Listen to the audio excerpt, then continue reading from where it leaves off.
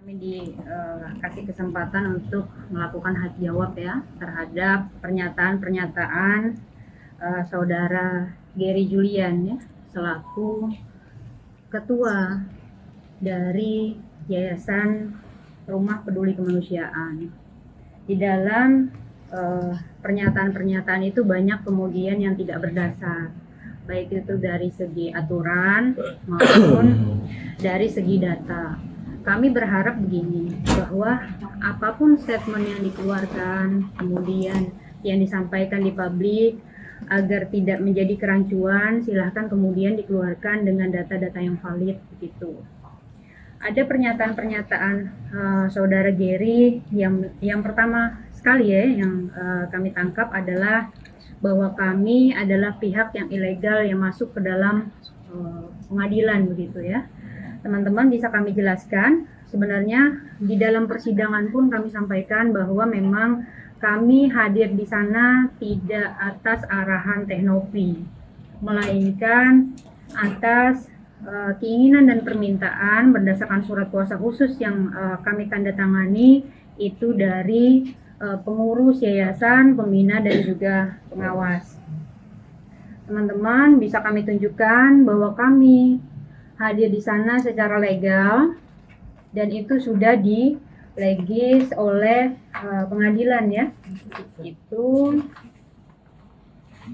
ada lampiran-lampiran terus kemudian sudah disahkan oleh pengadilan, sehingga kalau ada pernyataan bahwa tindakan kami masuk ke persidangan adalah tindakan ilegal dan tidak berdasar, itu kami bantah pada hari ini.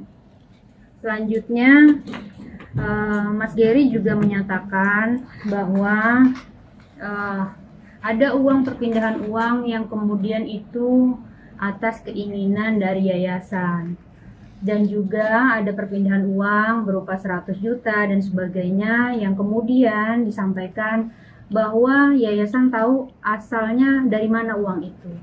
Kami buktikan kembali bahwa yayasan tidak mengetahui sama sekali uang itu, teman-teman. Uang yang disampaikan oleh Mas Gary yang senilai 100 juta itu masuk ke yayasan kemudian berpindah pada hari esoknya begitu. Jadi sama sekali belum ada rapat pengurus, rapat pembina maupun pengawas terhadap uang itu digunakan untuk apa. Itu yang pertama.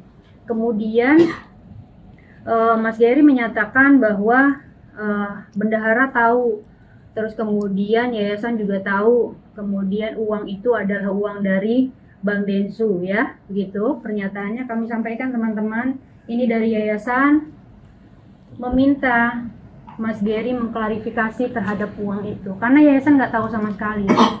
Jadi jangan kemudian Mas Gary sebagai ketua yayasan menyampaikan hal-hal yang tidak sesuai faktanya, bahwa memang yayasan sama sekali tidak mengetahui itu ya.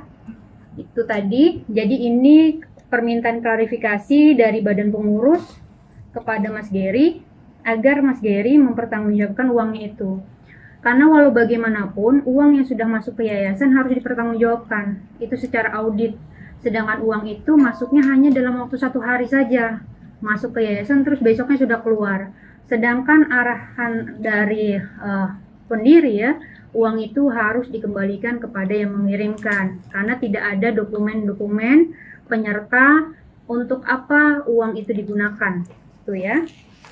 Terus kemudian Mas Gary juga menyatakan bahwa kami menghalang-halangi semua proses yang dilakukan oleh Mas Gary, baik itu penahanan dokumen dan sebagainya. Kami sampaikan teman-teman pada tanggal ini masih 2024, ini legal advice kami terhadap Teknopi. Sama sekali kami tidak pernah menganjurkan atau mengarahkan penahanan dokumen yang kemudian bertentangan dengan hukum maupun peraturan perundang-undangan lainnya. Semua kami bertindak untuk dan atas nama kuasa itu berdasarkan aturan-aturan hukum yang berlaku.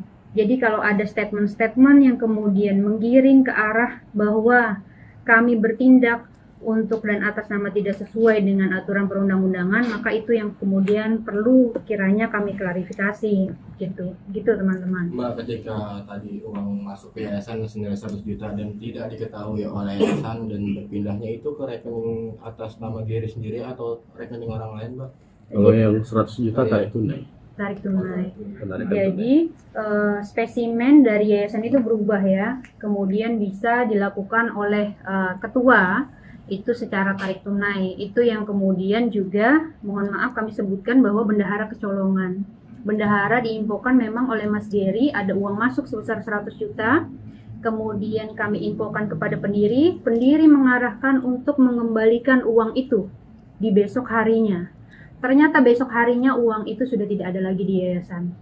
Jadi ini sesuai fakta yang ada, dokumen yang ada, makanya kemudian yayasan berinisiatif membuat permintaan klarifikasi secara tertulis dari Mas Gary ya. Gitu. Apa sanksi yang diterima oleh Gary ketika uang yayasan tersebut dipakai dengan yang nggak jelas gitu ya maksudnya ya? Ada sanksi mungkin? Sanksi sampai hari ini belum ada memang dari pihak yayasan kepada Mas Gary selaku ketua yayasan. Tapi ada permintaan-permintaan dari pihak yayasan yaitu klarifikasi tertulis, terus kemudian sudah ada 2 kali rapat pengurus ya Pak, rapat pengurus juga yang tidak dihadiri Mas Gary. Kami menyayangkan kok bisa statement yang di media itu berbeda dengan statement yang fakta yang sesungguhnya ya. Kemana saja Mas Gary selama ini? Sidang 2 kali nggak pernah hadir, sedangkan yayasan itu digugat. Tentu kemudian ada pihak-pihak yayasan yang ingin haknya juga terlindungi, makanya kemudian datang ke Setara Institute Equality Law Firm agar kemudian terwakili haknya. Memang di dalam surat kuasa dari seluruh pengurus ya, ada 9 orang, itu hanya Mas Gary saja yang tidak tanda tangan karena memang tidak ada koordinasi sama sekali gitu. Jadi jangan kemudian melemparkan opini ya bahwa kemudian kami tidak sah secara hukum hanya karena Mas Gary yang tidak mau datang ke pengadilan begitu.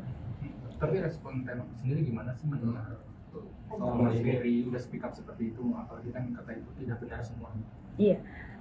Teteh sih sampai tadi sama sekali belum berkomentar apapun karena memang beliau masih di Mekah ya, itu yang pertama. Kemudian beliau juga hanya badan pendiri yang kemudian hanya memberikan masukan-masukan saja, arahan bagaimana seharusnya.